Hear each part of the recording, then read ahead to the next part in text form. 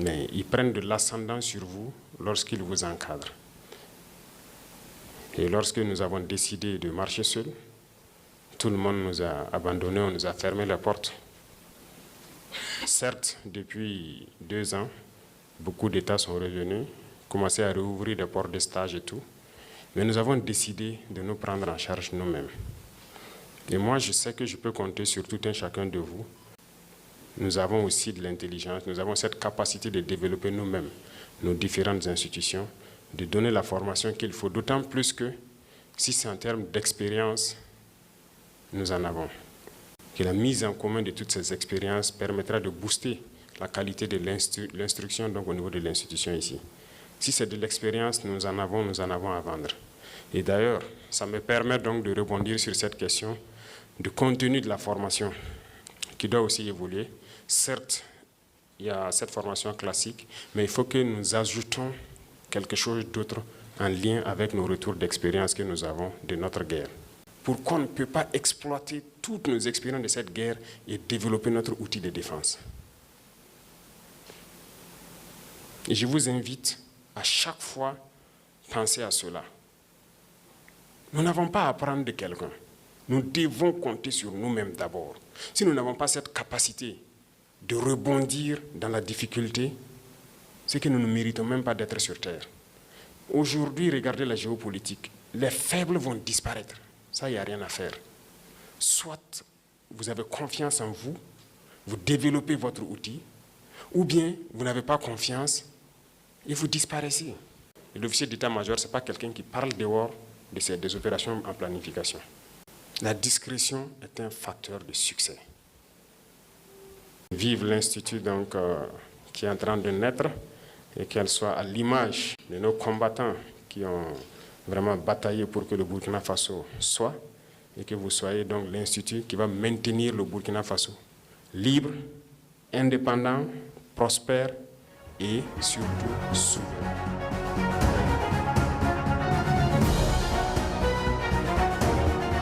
Burkina Faso, chef de l'État, chef suprême des forces armées nationales.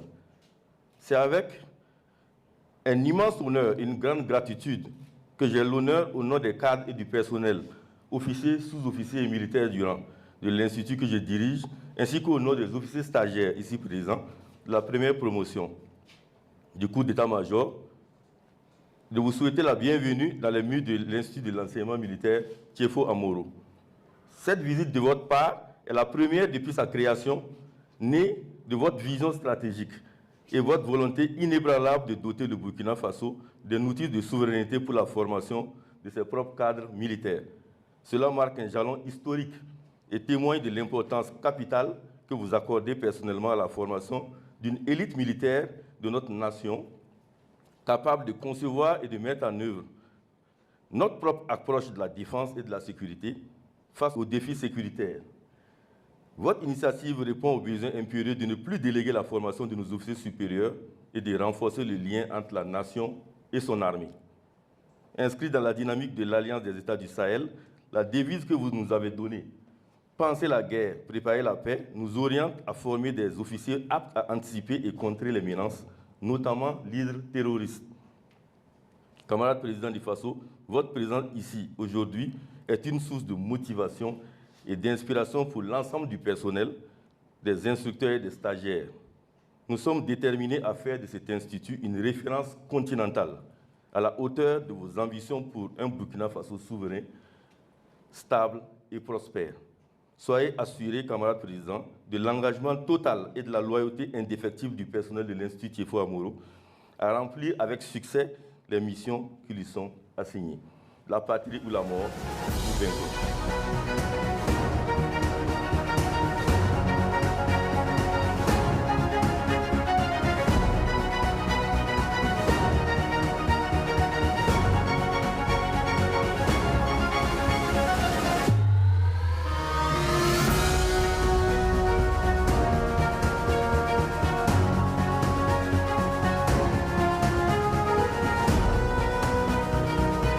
One of the pitfalls of getting your commercial driver's license on your own is most trucking companies will be unable to hire you because you did not attend an accredited or a certified driver training program, and their insurance company may not allow them to hire you because you didn't have the structured training. By going through a structured training program, you're going to learn a lot just from the instructors that you're dealing with.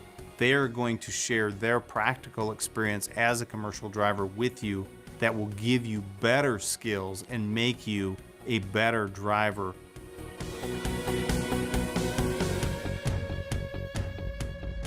How long is truck driving school? And how much does CDL truck driving school cost? CDL training schools are typically around 160 to 200 hours. At 40 hours a week, that's a 4 to 5 week program, and you're going to be paying tuition for that. You could pay anywhere from $3,000 to $7,000, maybe even $10,000. Do you get paid for CDL training? At Rail, you're paid to get your CDL and become a professional truck driver. In return for that instruction, we simply ask you to work for us for a specific period of time or for a number of miles. Truck driving is one of the few industries where it's very rare to see layoffs. And if there are layoffs, there are other companies waiting